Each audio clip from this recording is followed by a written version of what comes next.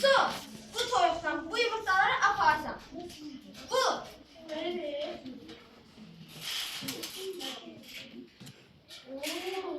Neyse, sen bunun yumurtası taştandı.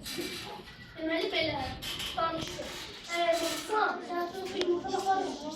Sınavını bilemezsin. Bu. Bırak da. Əgər dostum, şapka alacağım ha. Şapka ne yiyəsən? Başa versən?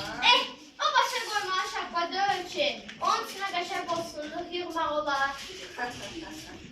Bırak da. Özünü de bak. Hop. Tutuldu. Demeli sen benim şapkama fazlasını koyabilmeyeceksin.